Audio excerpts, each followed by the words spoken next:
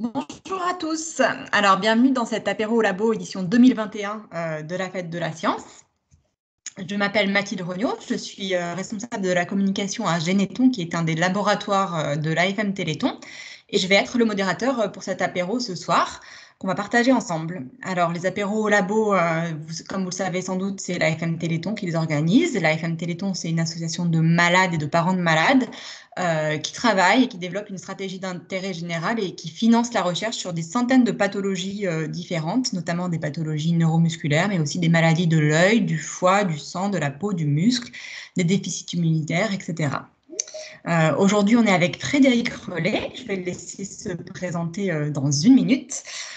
Frédéric Relais qui va nous parler d'une technologie qui fait régulièrement la une des journaux depuis quelques années, la technologie CRISPR,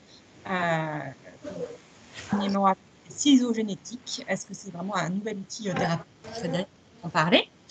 Je vous propose que ça se fait au mieux, que cet apéro soit au mieux, que vous coupiez tous vos caméras et vos micros pendant la présentation de Frédéric, qui va durer une trentaine de minutes. Vous pourrez reprendre la parole ensuite pour poser des questions à la fin de la présentation. Si vous avez des questions pendant la présentation, n'hésitez pas à les poser dans le chat en mode écrit. Soit je les relayerai à la fin de la présentation, soit vous pourrez reprendre la parole à ce moment-là pour poser vos questions en direct. Voilà. Je vous informe que cet apéro, donc cette vidéoconférence est filmée, elle est enregistrée et elle sera disponible en replay ensuite sur la chaîne YouTube de l'AFM Téléthon. Voilà, Frédéric, je vous souhaite la bienvenue et je vous passe la parole. Merci beaucoup. Attendez, il y a encore des gens qui arrivent. Bonsoir à tous.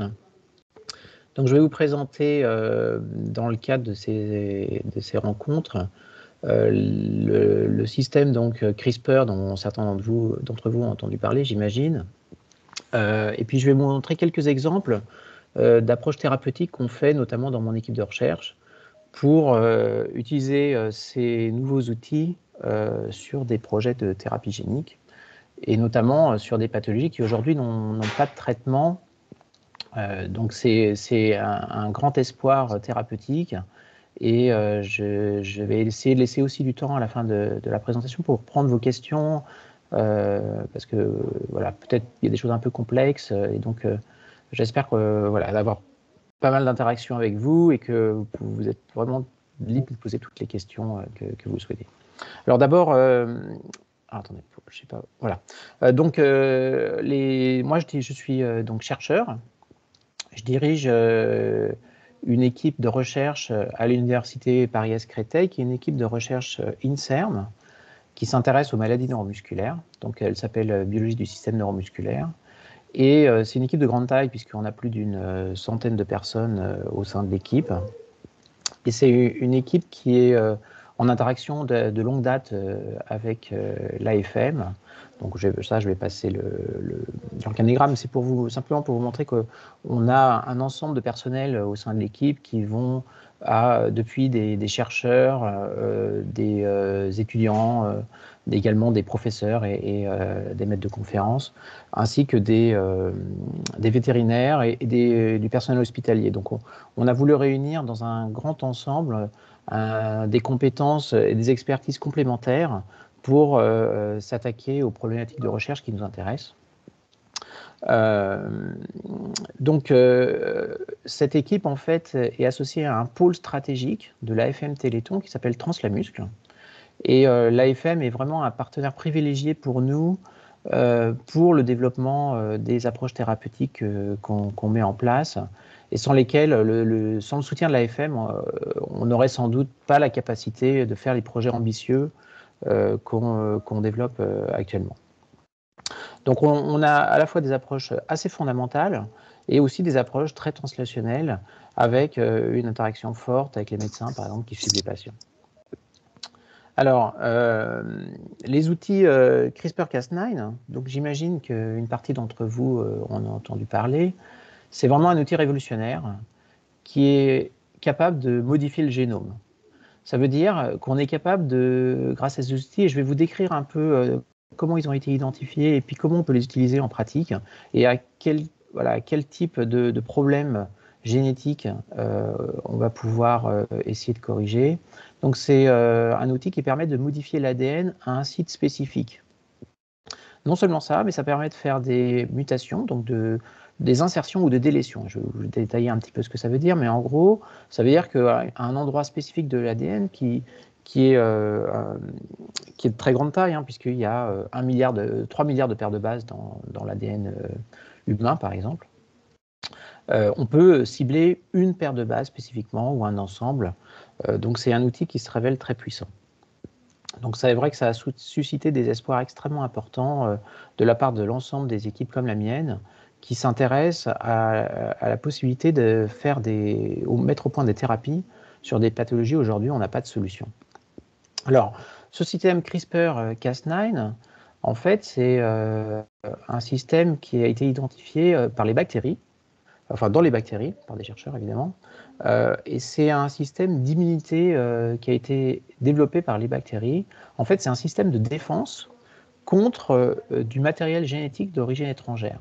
Donc c'est un système qui a été développé par les bactéries, en fait, pour lutter contre des virus qui s'appellent phages chez la bactérie et qui vont en fait mettre leur ADN dans la bactérie, et ce système de défense va permettre de dégrader cet ADN. Donc, la façon dont ce système CRISPR marche, en fait, c'est avec alors je ne sais pas si vous voyez, bon, c'est avec deux composés. D'une part, alors je ne sais pas si vous voyez ma souris, d'une part une protéine qui s'appelle Cas9, c'est une nucléase qui a la capacité de couper l'acide nucléique, donc l'ADN. Ça veut dire que c'est une protéine, si vous voulez, qui va vraiment être un ciseau moléculaire pour l'ADN. Et cette protéine, elle va être adressée à un endroit dédié du génome par ce qu'on appelle un ARN guide, donc guide RNA en anglais, qui porte une séquence spécifique. Et donc ça veut dire qu'on est capable de générer ces ARN guides contre n'importe quelle séquence du génome. Donc ça veut dire qu'on peut cibler n'importe quelle séquence pour faire des cassures. Et en fait, c'est le système de modification des génomes le plus efficace identifié à ce jour. Il y a eu d'autres avant systèmes qui avaient été identifiés, mais dont l'efficacité était insuffisante pour pouvoir faire les approches thérapeutiques qu'on développe aujourd'hui. Donc ici, vous avez les abréviations de CRISPR et de Cas9 qui correspondent en fait aux séquences identifiées à l'origine dans les bactéries. Et donc, la façon dont ça marche, en fait, c'est que la Cas9 va être dirigée sur une séquence spécifique de l'ADN par l'ARN guide. Ensuite, donc l'ARN guide va se fixer, s'apparier à l'ADN à l'endroit où il y a la séquence qui va être reconnue, et la Cas9 va induire une cassure de l'ADN à l'endroit où l'ARN guide va se fixer. Et la conséquence, c'est qu'il y a des systèmes de réparation en fait, dans toutes les cellules, et parce qu'il y a des cassures dues à l'exposition aux agents ultraviolets, par exemple, ou d'autres agents qui font qu'il y a des mécanismes de réparation de l'ADN dans toutes les cellules animales. Et donc, après la cassure de l'ADN, il va y avoir une réparation, mais qui va être imparfaite. En fait, suite à la cassure, il va y avoir des petites insertions, des petites délétions ou des décalages de cadre de lecture pour les protéines. La deuxième chose que cette Cas9 est capable de faire, et là c'est en lui ramenant une séquence qui va lui servir d'homologie, elle va être capable d'utiliser en fait une séquence qu'on va ramener en plus et qui va réparer l'ADN de façon homologue au modèle. Donc si vous voulez un peu plus de détails sur la façon dont ça marche, on pourra peut-être en parler au moment de vos questions. Donc en pratique, ça permet de faire quoi? Ça permet de faire des mutations spécifiques, d'introduire des séquences ou des corrections. Par exemple, si dans le génome, vous avez un endroit où il y a une mutation dans un gène spécifique, donc c'est typiquement ce qu'on va trouver dans l'ensemble pratique de toutes les maladies rares, ou presque. En fait, c'est des maladies génétiques, parce que c'est des maladies qui correspondent à des mutations de l'ADN. Et donc, ça va permettre d'amener cette protéine Cas9, grâce à ce système CRISPR, à l'endroit du génome où il y a cette mutation, Et on va avoir ensuite des stratégies de correction ou d'élimination de ces mutations. Et ça, c'est ce que je vais vous montrer dans la deuxième partie de cet exposé. Ça permet également de faire des introductions de cassettes ou de séquences particulières. Et là aussi, on pourra en discuter, mais par exemple, si vous avez un gène où il y a des mutations à différents endroits, en fait, ça va être compliqué de faire des médicaments thérapeutiques qui vont s'adresser à un très petit nombre de patients. En revanche, ce qu'on pourrait faire, par exemple, c'est introduire un gène fonctionnel au début de la lecture de ce gène qui va permettre de corriger la mutation chez tous les patients.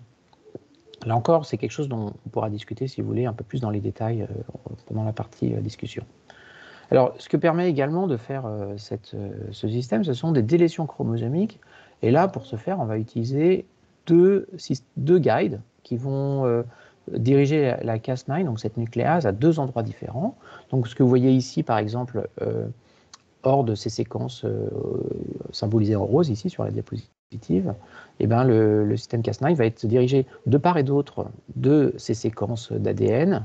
Ça va générer deux coupures, de part et d'autre. Et il va y avoir le système de réparation, ce qu'il va faire, en fait, c'est qu'il va rejoindre les deux morceaux externes et éliminer la région interne. Donc ça peut être utilisé, par exemple, pour éliminer des mutations qui peuvent être toxiques. Et ça, je vais vous montrer un exemple. Ou qui vont être utilisées pour modifier des protéines afin de produire une protéine qui va être fonctionnelle ou quasi fonctionnelle, et c'est aussi ce que je vais vous montrer. Alors les stratégies thérapeutiques, en fait les applications pour ce système, c'est soit des applications directement chez le patient, soit dans des cellules qui vont être isolées du patient et qui vont être corrigées. Donc on peut récupérer des cellules, par exemple, on peut récupérer les cellules souches de la moelle, qui, on le sait, ont une très grande capacité de génération d'une moelle par greffe. On va ensuite corriger, grâce au système CRISPR-Cas9, la mutation qu'il va y avoir dans la cellule qu'on a isolée du patient. Et on va être capable de faire une transplantation autologue, donc de la cellule provenant du patient, des cellules corrigées. Donc par exemple, pour les maladies du sang, c'est une stratégie qui est déjà testée actuellement. On peut prendre des cellules souches hématopoïétiques qui sont capables de reconstituer le système immunitaire, les corriger, les réintroduire chez le patient lui-même. La deuxième stratégie, et c'est celle qui va plutôt concerner les maladies neuromusculaires, les maladies du muscle, du système nerveux, c'est d'injecter un vecteur, par exemple un virus qu'on va modifier, qui va contenir les éléments thérapeutiques qu'on va injecter chez le patient et qui va aller corriger in situ dans les tissus où la mutation va avoir un effet délétère, le gène afin de corriger cette mutation. Alors, je vous ai mis quelques exemples de thérapie génique. Par exemple, c'est appliqué, enfin, c'est en cours de transfert vers le patient dans le cas de la bêta-thalassémie. La bêta-thalassémie, c'est une maladie du sang, donc qui correspond exactement au premier cas que je vous ai montré, qui est une maladie qui est liée à la formation de globules rouges anormaux. Et donc, on va être capable de corriger les cellules en fait, qui vont fabriquer ces globules rouges, et réintroduire cette cellule corrigée chez le patient pour produire des cellules rouges qui sont normaux, qui ne portent plus de cette mutation.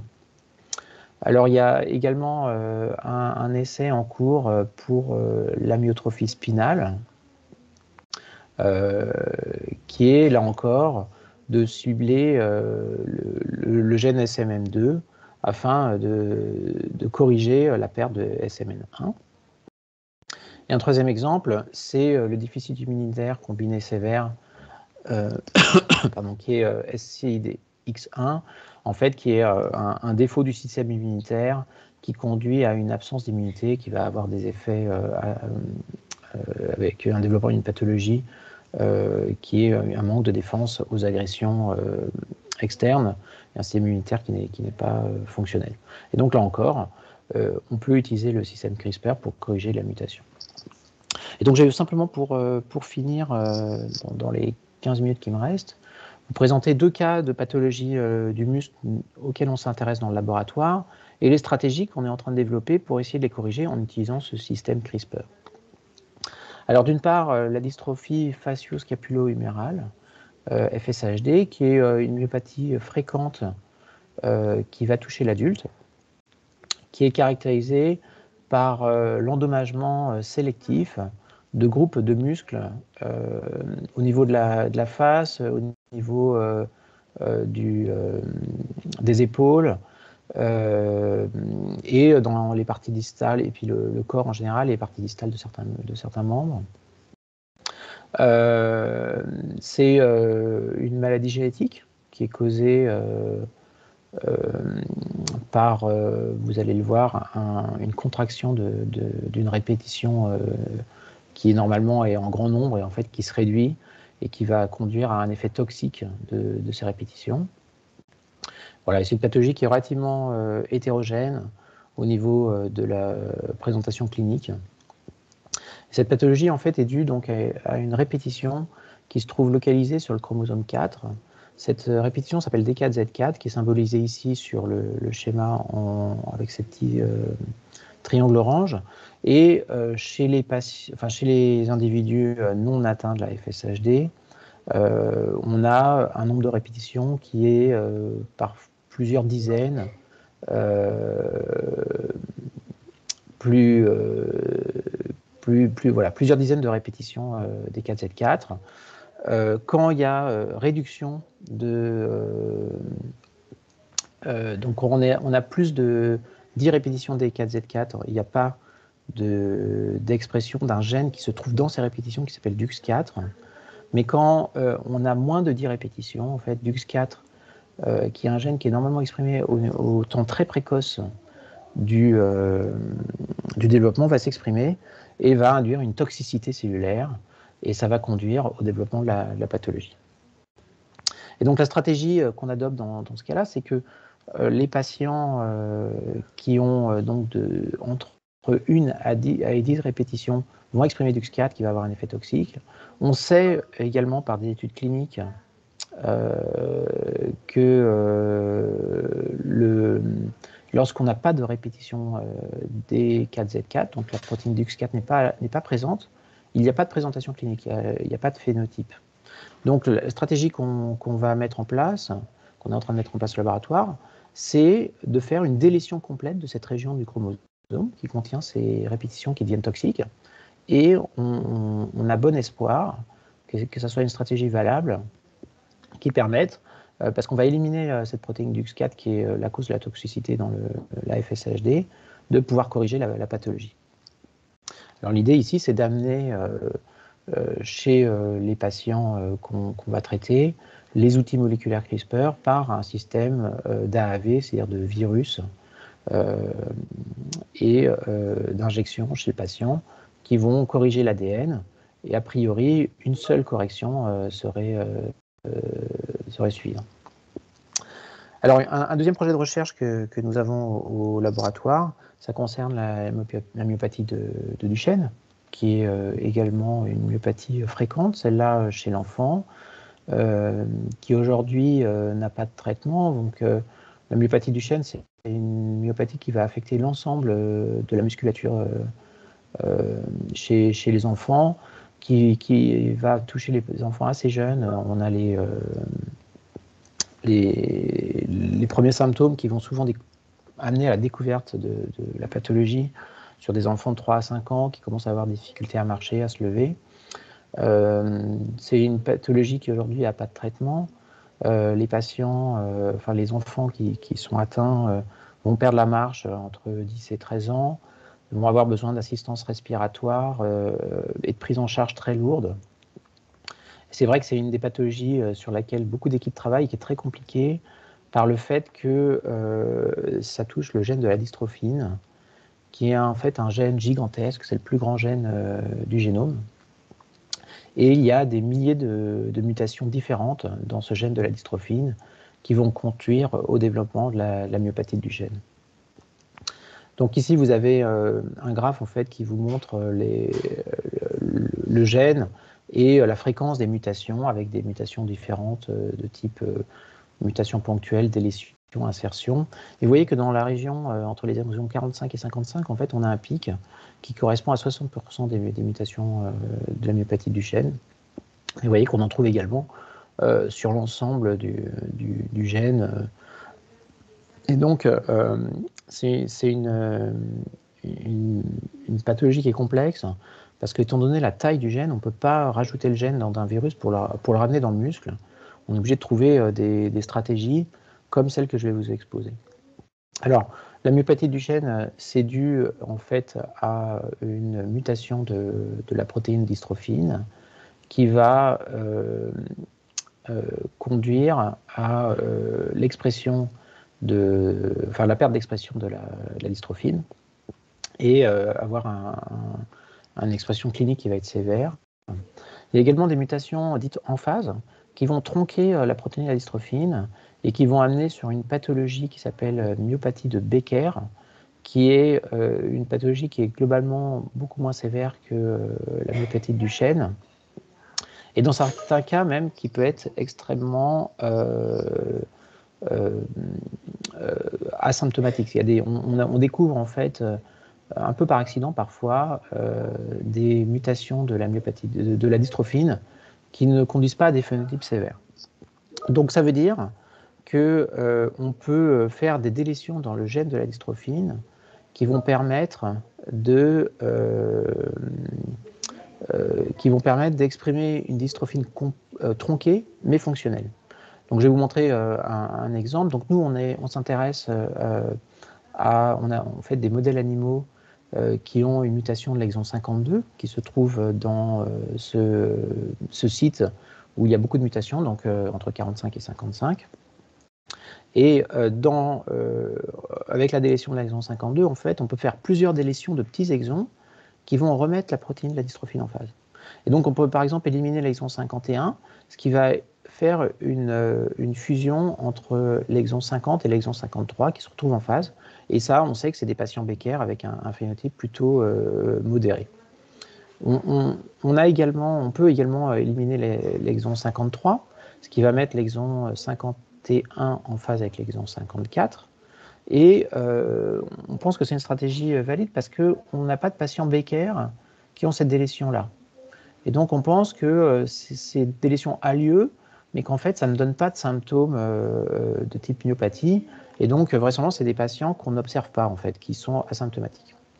Et enfin, on sait qu'on peut également faire des délétions de l'ensemble 45-55, qu'il y a des patients Becker, pour le coup, qui existent, mais qui ont un phénotype plutôt très modéré. Et c'est une approche qui est intéressante parce que ça permet de traiter 60% des patients, puisqu'on a 60% des patients qui ont des mutations entre ces exons 45-55. Donc la stratégie qu'on utilise, et là, c'est des collaborations avec le laboratoire Généton, dont vous avez entendu parler, qu'il y a des structures qui permettent de générer ces outils de thérapie génique. Et donc la stratégie, en fait, c'est d'utiliser deux vecteurs.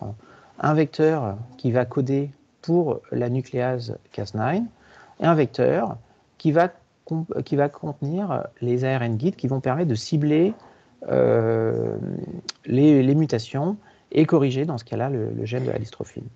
Et donc les stratégies qu'on met en place, en fait, ce sont des vecteurs qui vont permettre de faire une délétion de l'exon 51 ou de l'exon 53, et on pense plutôt que l'exon 53 est un bon modèle pour les raisons que je vous ai expliquées, parce qu'il n'y a pas de patient Becker avec cette délétion particulière. Voilà, écoutez, je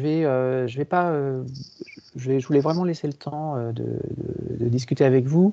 Il y a des choses peut-être où je suis passé un peu rapidement, mais c'est l'opportunité vous posiez vos questions. J'ai vu qu'il y a des questions qui sont arrivées dans le chat. J'ai vu une question sur Steinert, effectivement, qui est un cas tout à fait éligible, parce que Steinert, c'est une pathologie qui est due à des duplications qui vont conduire à un ARN messager toxique. Nous, on ne travaille pas sur Steinert, alors j'ai pas vu la question exactement, mais il y a des équipes dans l'environnement AFM Téléthon et des collègues à nous, notamment à l'Institut de myologie, qui s'intéressent directement à Steinert et qui cherchent à mettre en place exactement le même type d'approche, en fait. Donc Steinert, c'est des mutations dans le gène de la myotonie dystrophique. et qui correspondent à des amplifications de triplet. Et ces amplifications de triplet qui deviennent très nombreuses conduisent à des ARN messagers qui sont toxiques, qui vont modifier en fait la machinerie d'épissage dans le génome, dans le noyau, et ça va induire un effet de toxicité qui n'est pas lié directement au gène où il y a les répétitions, mais qui va être un effet de toxicité sur d'autres gènes qui ne vont pas être épicés correctement, et ça va conduire à toute cette diversité de phénotypes dans le Steiner, dans toutes sortes de types cellulaires. Vous savez, il n'y a pas que des problèmes musculaires, il y a des problèmes neuronaux, de cataractes, etc. Donc voilà, écoutez, on peut peut-être en discuter plus. Alors justement, c'est Christine Voilà. et Sylvie qui avaient des questions sur Steiner. Donc si vous voulez, Christine et Sylvie, je vous invite à brancher votre vidéo et surtout votre micro si vous voulez peut-être préciser certaines choses ou en tout cas afficher une question auprès de Frédéric. Bonjour. Bonjour C'est bien de vous Frédéric, voir. bonjour. Bonjour tout le monde. Alors ben voilà, mais je pense que vous avez répondu. Je me demandais justement, puisque j'avais lu un article par rapport à Anna Bush-Bello et qui avait eu un essai sur le modèle murin qui avait été assez probant. Je me demandais s'il y avait toujours des équipes qui du coup continuaient sur cette piste-là parce qu'elle semblait assez prometteuse. Voilà. Oui, tout à fait. Vous avez tout à fait raison. Donc c'est l'équipe d'Anna Bush-Bello au Généton qui travaille en collaboration avec l'équipe de Denis Furling qui se trouve à l'Institut de myologie à Paris. Et donc Anna développe les aspects thérapeutiques qui ciblent ces répétitions pour les éliminer. Et alors que Denis Furling, lui, a développé des modèles animaux qui vont permettre de tester ces approches thérapeutiques avant d'avoir l'accord des autorités sanitaires pour faire un transfert sur des essais cliniques.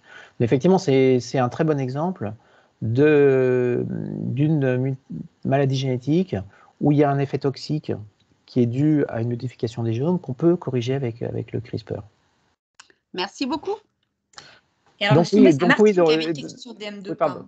Oui, donc oui, effectivement, donc ces recherches sont tout à fait en cours, continuent, et c'est pour les deux équipes que j'ai citées, ça fait partie des projets phares et majeurs qui développent. Je vous écoute.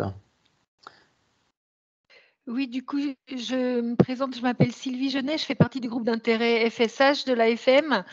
J'étais très intéressée par votre présentation, évidemment.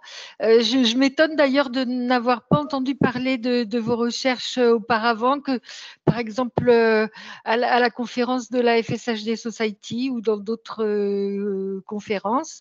Alors, mais donc, je suis épatée par ce que vous avez dit et je me demandais, ça paraît tellement miraculeux, votre solution, qu'on se demande pourquoi les autres labos continuent à chercher d'autres solutions et pourquoi tout le monde ne se précipite pas sur celle-là. Et peut-être qu'il y a quelque chose de caché, des effets indésirables qu'on pourrait craindre. Ou voilà, c'était ma question. Très bien. Alors, écoutez, merci. Alors, donc deux choses. D'une part, il y a d'autres équipes qui cherchent à développer ces approches. Dans notre équipe, ce sont des approches qui sont assez récentes, qui sont dues notamment à l'arrivée du professeur Eduardo Malfatti, qui suit des patients FSHD qui étaient auparavant à Garches et qui a rejoint l'équipe et donc qui nous amène en fait les patients à partir desquels on va pouvoir extraire les cellules pour faire les évaluations fonctionnelles. C'est un projet également qui est fait en collaboration avec le docteur Isabelle Richard qui est à Généton, donc peut-être vous avez entendu parler, qui travaille sur les calpainopathies et qui là encore est une experte de la thérapie génique. Donc pour nous, ce sont des projets assez récents. Donc c'est pour ça, on n'a pas encore des résultats assez avancés pour les publier.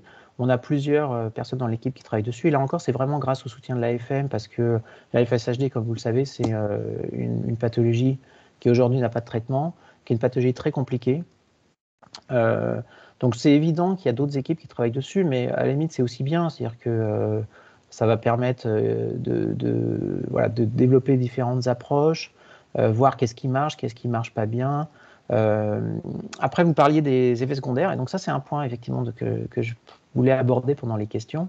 Donc, c'est pas qu'il y a quelque chose de caché, c'est qu'en fait, cette approche CRISPR-Cas9, elle marche tellement bien qu'elle peut avoir des effets secondaires. C'est-à-dire qu'on peut avoir des mutations qui se font à d'autres endroits du génome. Et donc, c'est important de choisir avec soin les ARN guides. Donc, vous avez vu ces petits ARN qui servent à guider les séquences Cas9. En fait, on va les déterminer grâce à des outils informatiques aujourd'hui qui ont pris beaucoup qui sont beaucoup développés et qui vont nous permettre de comparer les séquences qu'on va cibler avec les autres séquences du génome pour limiter autant que possible que ça se fixe à d'autres endroits. Parce qu'il y a beaucoup de séquences répétées dans le génome. Donc, si on cible un endroit qui se trouve également à un autre endroit, c'est-à-dire qu'on va induire des mutations dans des endroits qu'on ne souhaite pas. Donc, on a des outils bioinformatiques maintenant très avancés pour évaluer ces ARN guides.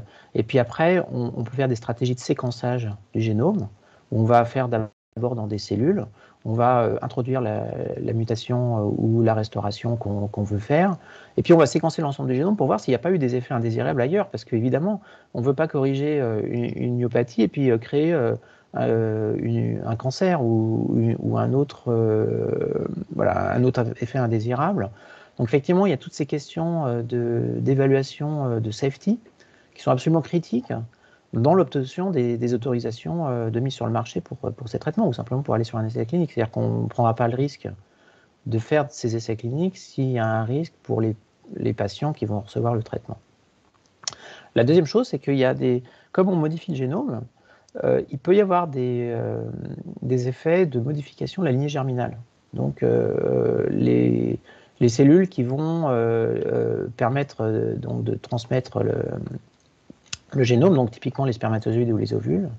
Donc c'est vrai qu'il y a également des approches qui sont aujourd'hui évaluées pour cibler spécifiquement les tissus atteints par les maladies. Nous, par exemple, dans le cas de la myopathie du chêne, on utilise des petites séquences qui nous permettent de garantir qu'on va uniquement cibler le muscle du squelette et le cœur, puisque en fait il y a une atteinte cardiaque également due à la perte de la dystrophine, mais pas aller modifier des cellules où la dystrophine n'est pas nécessaire, les cellules du sang par exemple ou d'autres. Donc effectivement, ces approches sont à la fois, moi je trouve, portent un grand espoir thérapeutique, et puis vous avez sans doute vu ça par d'autres canaux, hein. Mais il y a également des approches d'évaluation des effets secondaires qui sont importantes à mener. Et de toute façon, ça fait partie des évaluations sur les projets de recherche également qu'on mène pour limiter les effets secondaires et garantir qu'on ne va pas avoir ce qu'on appelle du off-target, c'est-à-dire on va cibler des cibles qui ne sont pas celles qu'on veut atteindre, ou dont on va les cibler en plus, disons. Je ne sais pas si ça répond à votre question. Oui, très bien, merci. Et du coup, j'ai une petite question subsidiaire qui est plutôt une question pratique. Oui. J'ai fait des copies d'écran de ce que vous avez présenté. Est-ce que vous m'autorisez à les diffuser, par exemple, sur le blog du groupe d'intérêt, ou vous préférez que ça reste... Il n'y a aucun problème. Okay. De toute façon, la discussion est enregistrée et sera postée sur le site de l'AFM. Donc j'espère qu'il y a beaucoup d'autres gens que vous qui auront accès à ces informations. Effectivement, ce système CRISPR, je pense qu'il va avoir un impact important sur les approches de thérapie génique. Vous voyez que c'est assez versatile, on apprend à l'utiliser pour faire plein de choses différentes. Évidemment, on n'est pas les seuls, hein. Il y a énormément d'équipes internationales qui utilisent ces systèmes pour toutes sortes de pathologies, et notamment effectivement pour les approches de thérapie génique pour les maladies rares. Parce qu'avec des cas comme la dystrophine, qui sont ces gènes gigantesques, en fait, ça ne rentre pas dans un virus. On ne peut pas mettre la protéine mutée pour la remplacer. Donc, on est obligé d'utiliser ces approches qui vont utiliser donc ces outils de modification du génome. Alors, j'ai vu qu'il y a des mains levées également. Oui. Alors, je crois que c'est Françoise qui avait une main levée. Françoise, est-ce que vous voulez brancher votre caméra et poser votre question? Bonsoir à tous. Bonsoir. J'aimerais savoir si vous utilisez CRISPR, pas Cas9, pas le 9, mais le 13 éventuellement, pour l'ARN. Ah, alors vous êtes bien renseigné, je vois. Donc effectivement, on est en train de développer... donc ce que je vous ai montré, moi, c'est le système Cas9, qui est en fait le système d'origine, qui a été identifié donc, dans les bactéries, qui permet de faire des délétions ou des modifications de l'ADN. En fait, depuis, les chercheurs, évidemment, ont évalué s'il y avait des systèmes équivalents dans d'autres bactéries.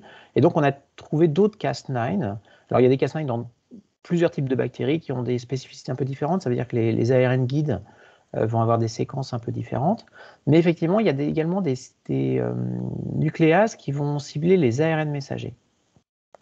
Et donc, l'avantage, c'est que là, on ne va pas faire une modification du génome. on va modifier les ARN messagers qui sont fabriqués par les gènes qui portent la mutation. Et donc, ça va permettre notamment d'éviter ces problèmes de off-target ailleurs dans le génome, qui, comme je vous l'ai dit, peut avoir des effets indésirables, et également d'éviter les problèmes de modification de la lignée germinale. Donc, effectivement, on est en train de tester ce système dans le cas d'une myopathie centronucléaire très rare, qui est liée à une mutation dans le gène HACD1. On vient, à vrai dire, d'avoir eu un financement l'année dernière sur ce projet qu'on est en train de développer. Donc effectivement, on s'intéresse à plusieurs maladies du muscle et on développe les approches adaptées par rapport à la mutation et ce qu'on peut faire pour corriger les défauts génétiques. Ça répond à votre question, Françoise?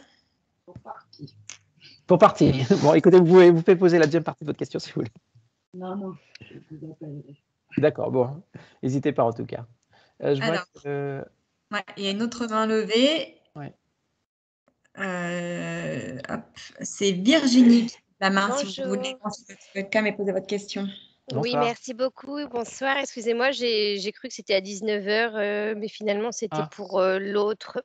Du coup, j'ai zappé la présentation. Excusez-moi, je pose peut-être une question idiote, mais est-ce que du coup, CRISPR-Cas9, c'est aussi applicable pour des maladies neuromusculaires et d'origine neuro comme le syndrome de Legg? Alors, je ne connais pas le syndrome de Legg.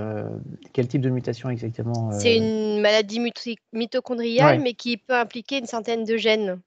D'accord. Donc, alors, ça peut potentiellement être utilisé pour n'importe quel défaut génétique, puisqu'on va corriger l'ADN soit sur l'ensemble des cellules du corps, soit en ciblant des cellules d'intérêt. Donc, on peut également, effectivement, corriger le système nerveux. Et face à des pathologies où il y a beaucoup de gènes différents, il va falloir par contre faire des stratégies qui vont cibler spécifiquement chaque mutation. Et pour ça, c'est en fonction de leur groupe fonctionnel ou plutôt origine, si c'est faux sens ou je sais pas quoi Voilà, c'est ça. Alors, il y a plusieurs aspects. Ça dépend un peu de la mutation. Donc, si c'est une mutation qui efface le gène, par exemple, qui le délète, ça veut dire qu'il va falloir qu'on amène un gène. On peut faire ça avec le système CRISPR-Cas9. Par contre, c'est moins efficace. Donc, aujourd'hui, on n'a pas des systèmes on a une efficacité qu'on estime insuffisante pour corriger un très, très grand nombre de cellules en ramenant un gène d'intérêt. Mais par contre, ce sont des outils qui sont en plein développement. Donc, je sais qu'il y a beaucoup d'équipes qui travaillent sur l'optimisation de ces systèmes pour avoir une efficacité plus importante. Et donc, l'idée, par exemple, là, si vous avez une délétion, c'est que vous allez ramener un gène normal et vous allez l'insérer à l'endroit où il y avait le gène qui a été éliminé dans le génome. Après, des mutations faux sens. Donc, ça, c'est une mutation ponctuelle qui va transformer un acide aminé, qui va affecter la fonction au niveau de la protéine. Donc ça, il y a des systèmes effectivement qui sont aujourd'hui en train d'être développés pour faire des mutations ponctuelles et des remplacements de base ponctuels. Donc ça, on n'en est pas encore aujourd'hui au niveau de développement d'outils thérapeutiques. On est plutôt dans les développements en amont de la recherche pour comprendre comment on peut transformer une base spécifique dans une autre base spécifique. Mais ça fait partie des approches qui sont faites. Voilà, je ne sais pas si ça répond à toutes vos questions.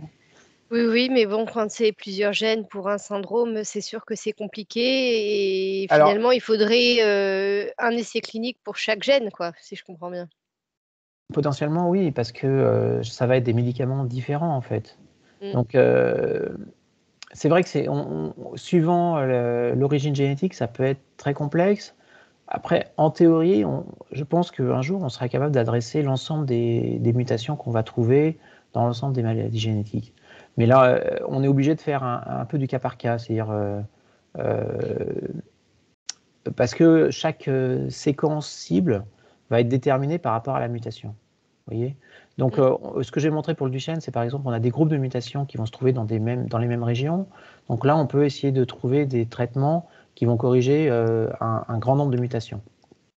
Mais quand c'est des maladies rares, voire extrêmement rares, où on va avoir des mutations ponctuelles, effectivement, il faudra déterminer pour chaque mutation un médicament. Et par rapport aux thérapies géniques, vous vous placez comment? C'est plus accessible ce genre d'approche? Alors nous, on est sur le développement de thérapie génique en collaboration avec le Généton. Effectivement, alors, j'ai montré 2 exemples, la FSHD en fait, qui est due à l'expression toxique d'une protéine. Donc là, on peut faire une délétion de cette mutation. C'est le cas du Stennert également, où il y a des répétitions qui sont toxiques. Ou pour la myopathe du chêne, où on peut faire des traitements par groupe de mutations. Donc là encore, on va commencer sans doute par essayer de traiter les groupes assez grands, parce qu'il y a des raisons au-delà de la mise au point d'un traitement pour des faibles nombres de patients. Il y a aussi, simplement, si on veut aller vers des essais cliniques, on va être obligé inclure des patients qui ont les mutations qu'on peut traiter, en fait. Et quels sont les groupes de mutations qui sont plus faciles de travailler avec? Alors, dans la myopathie du chêne, par exemple, c'est dans la zone 45-55, donc il y a 79 exons dans la myopathie du chêne, d'accord. Il y a 60% des mutations qui sont dans cette zone-là, 45-55. Donc, on sait que par ce qu'on connaît de la clinique des patients Becker, qu'on va avoir une myopathie qui va être relativement modérée. Donc, on pense qu'en faisant un traitement qui s'adresse à l'ensemble de cette population, enfin de ces patients, on pourra avoir ralentir ou vraiment diminuer énormément les symptômes. Après, voilà, la myopathie du chêne est extrêmement complexe. Hein. C'est des milliers de mutations qui touchent un gène qui est gigantesque. Donc, on commence par s'intéresser aux zones où il y a plus fréquemment les mutations, évidemment, parce que on sait que pour avoir des espoirs de thérapie, d'essais cliniques, on a besoin d'avoir des patients qui ont ces mutations. Après, une fois qu'il y aura les accords des autorités réglementaires, on espère qu'un jour, on n'aura peut-être plus besoin de passer par un essai clinique pour chaque type de mutation, mais une fois qu'on aura fait une preuve d'efficacité, de safety, parce que ça, c'est des aspects importants, on pourra faire une médecine de précision qui pourra s'adapter à, entre guillemets, chaque patient. En routine, ouais, bah, ça serait bien. Bah oui, et on est nombreux à travailler sur ces approches-là. Je pense que le système CRISPR a vraiment amène des grands espoirs d'avoir de la thérapie génique, et ça commence à exister pour certaines pathologies, notamment des maladies du sang. Mais là, on est dans des choses plus simples, c'est-à-dire qu'on peut récupérer les cellules malades, les corriger, les réintroduire, et on a l'ensemble du sang qui va venir d'une cellule corrigée. Dans le cas des maladies du muscle, notamment, on est face à un problème qui est important. On a une masse musculaire qui représente 30 à 40% de la masse du corps. On a littéralement des milliards de cellules à traiter. Quand il faut passer par la barrière hémato-encéphalique, bah là, on est cuit, quoi. En plus, il faut trouver des routes d'administration effectivement dédiées pour les maladies du système nerveux central. Après, voilà, il y a énormément de chercheurs néanmoins qui suivent ces approches. Nous, on est une équipe de 100 personnes, on s'intéresse à une dizaine de pathologies différentes. Et dans le monde, on est nombreux. Hein. Après, c'est vrai, et tout ça, c'est quand même, je tiens à le souligner, c'est vraiment grâce à l'AFM, nous, qui nous amène des financements que les instituts de recherche comme l'INSERM amènent de façon vraiment insuffisante. Et donc, je suis vraiment... pour nous, c'est vraiment important de maintenir ce soutien de l'AFM, d'avoir le Téléthon qui marche. Dans cette période compliquée avec le Covid, l'an dernier, ça a été très complexe. Alors, on espère que les choses vont se normaliser, mais c'est vrai que c'est important que les gens se mobilisent, et nous, nos équipes, en tout cas, se mobiliseront pour le Téléthon, et pour montrer que même si c'est difficile, même si ça prend, je sais bien, beaucoup plus de temps que les familles aimeraient, et je suis personnellement touché par ça. J'ai une amie très proche qui a un enfant qui a la myopathie du chêne, avec laquelle on partage beaucoup de choses, et donc je vois aussi de l'intérieur, entre guillemets, les difficultés. Après, nos chercheurs, il faut vous réaliser, travaillent vraiment de façon acharnée. C'est-à-dire que moi, j'ai des gens au laboratoire qui travaillent 60 heures par semaine. Donc, on est très conscient de ces difficultés, de la lenteur de ces thérapies, et on met énormément d'efforts, et là encore, vraiment grâce au soutien de l'AFM. Vous avez plus de son? C'est bon? Alors, non, si ça fonctionne. Par contre, je me permets de vous... Oui, allez-y. Il y a d'autres questions, je sais. Oui, bien sûr. Merci beaucoup, en tout cas. Bah, écoutez, Alors, Vincent, vous aviez une question. Est-ce que vous êtes toujours là, Vincent? Est-ce que vous voulez la poser en direct? Oui, je suis toujours Oui. là. Bonjour Vincent. Bonsoir. Merci pour la présentation, merci beaucoup. J'étais intéressé notamment pour un autre aspect de gènes, c'est le gène de résistance à l'insuline, enfin le gène de l'insuline, Ouais. des récepteurs, pardon, de gènes de récepteurs de l'insuline. Est-ce que vous pensez que le système CRISPR-Cas9 peut être efficace aussi pour ce gène du récepteur? Donc là, vous êtes sur des cas de diabète, j'imagine? Alors un syndrome sévère d'insulinorésistance, oui, tout à fait. Oui, alors je ne connais pas la nature des mutations, donc c'est difficile de vous répondre. Mutation faussance, mutation hétérozygote, double mutation hétérozygote Double faussance. mutation hétérozygote faussance, d'accord. Donc là, effectivement, typiquement, il y a une recherche très active pour essayer de faire des mutations qui vont être vraiment ponctuelles. Parce qu'on a beaucoup de cas comme ça, effectivement, avec des mutations faux sens, non sens, sur des zones de gènes où on ne peut pas faire de délétion. Typiquement, si vous êtes sur un récepteur, il y a des zones fonctionnelles, par exemple alors dans un récepteur, typiquement, il y a 3 zones. Il y a une zone qui va recevoir le signal, qui va être extracellulaire. Il y a une zone transmembranaire qui permet à ce récepteur de s'insérer dans la membrane. Et puis après, il va y avoir une zone à l'intérieur de la cellule qui va envoyer le signal vers le noyau. Et ce signal va induire des changements de transcription et d'expression de gènes. Donc là, on est dans souvent des protéines qui sont beaucoup plus difficiles à manipuler que la dystrophine. La dystrophine, vous avez vu, en fait, on peut enlever des petites zones et on a malgré tout une protéine fonctionnelle. Et c'est dû au fait de la structure de la dystrophine où il y a beaucoup de zones répétées. Donc si on élimine une de ces zones répétées, en fait, on sait que c'est fonctionnel. Sur des cas de récepteurs, c'est beaucoup plus compliqué. C'est-à-dire que si on fait une délétion dans un de ces domaines que je vous ai décrits, ça va avoir une conséquence catastrophique pour le rôle de ce récepteur. Donc effectivement, là, on est obligé de faire des approches qui vont être des approches vraiment beaucoup plus de précision et qui vont être de transformation de ces mutations en restauration de correction normale. Donc là, on n'est pas encore sur un transfert vers la clinique de ces approches-là, parce qu'il faut que ça soit très spécifique et que ça ne modifie pas d'autres zones du génome où ça va faire des mutations. Et puis, il faut aussi que ça fasse une mutation dans la base qui a besoin d'être corrigée. Vous savez, il y a 4 paires de bases, donc si on en modifie une, il faut faire une réversion, et donc c'est assez compliqué.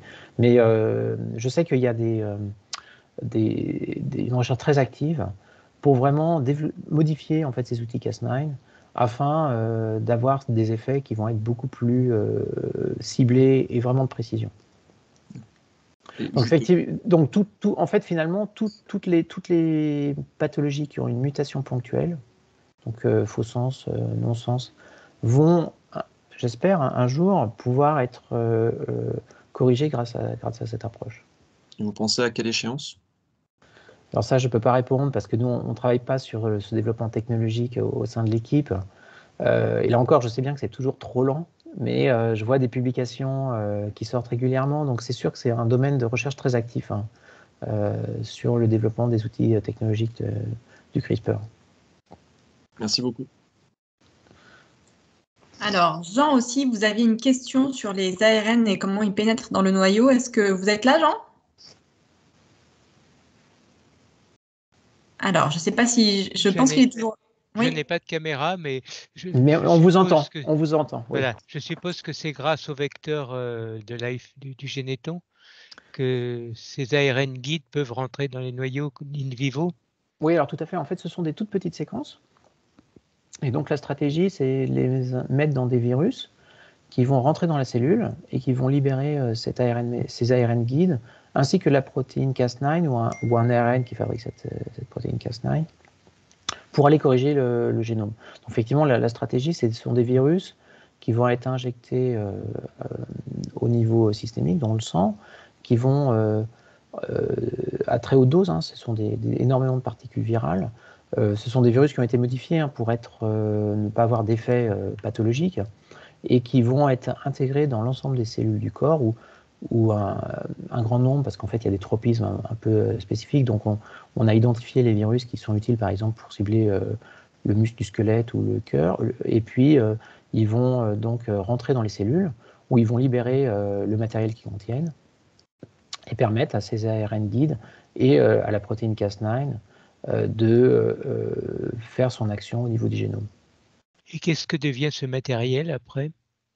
Alors, il n'est pas maintenu, en fait, parce qu'il ne va pas s'intégrer dans l'ADN. Donc, c'est une approche qui est transitoire, ce qui est aussi plutôt un avantage, parce que si ils étaient maintenus dans la cellule, on aurait des risques d'avoir des effets indésirables qui vont s'accumuler. Donc, on sait que la protéine Cas9, quand on l'amène par un virus, elle va tenir, on va la détecter quelques semaines, quelques mois. Ah oui, quand même. Oui, parce qu'il faut quand même le temps que tout ça soit synthétisé, que ça aille faire son effet, etc. Après, c'est aussi des recherches en cours, à savoir quel est le temps optimal de fabrication de cet outil modification par la cellule, comment on peut également peut-être l'éliminer rapidement une fois qu'il a fait son effet. Donc voilà, tout ça sont des questions qui sont en cours et qui sont effectivement importantes à poser, notamment pour les questions de safety, donc pour éviter la toxicité. Merci beaucoup. Je vous en prie, merci beaucoup. Alors, on avait une question de Soumeya. Est-ce que vous êtes toujours là, Soumeya, ou pas? J'ai un doute parce que j'ai l'impression que vous êtes déconnecté. Si vous n'êtes pas là, je vais peut-être poser la question, même si je pense que vous avez répondu en partie, mais sa question était: quels sont les essais cliniques sur lesquels on applique cette méthode en ce moment et concernant quelle maladie? Un peu large, mais... Oui, c'est un peu large. Alors, j'ai pas nécessairement la liste, moi, les laboratoires académiques, on sait à peu près, qui sont les collègues de notre domaine, on sait à peu près qu'est-ce qu'ils sont en train de développer. Après, mon impression, c'est que c'est en train d'être développé sur un très très large éventail de maladies. Quant aux entreprises pharmaceutiques, là, on ne sait pas. C'est-à-dire qu'ils maintiennent le secret industriel,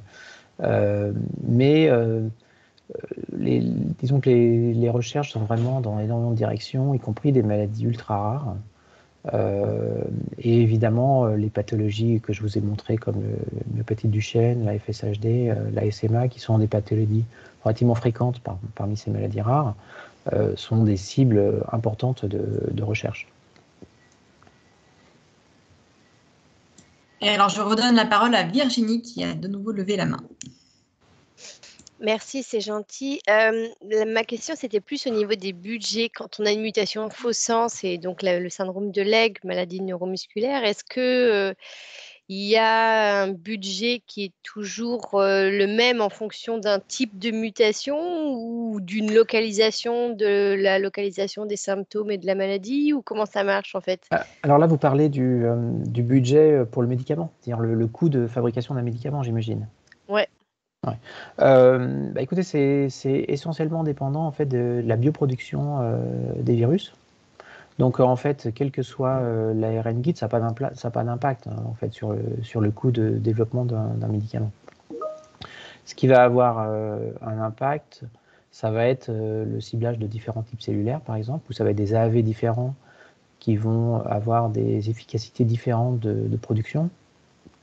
Mais là, on est vraiment sur des questions que sur lesquelles on n'est pas, on est plus en amont, qui sont la capacité de bioproduction de médicaments de thérapie génique, qui sont typiquement ce que les questions que Généton développe, et également Itzpos Kesi, dont j'imagine vous avez entendu parler également, qui sont les laboratoires de bioproduction en fait, à grande échelle de ces traitements.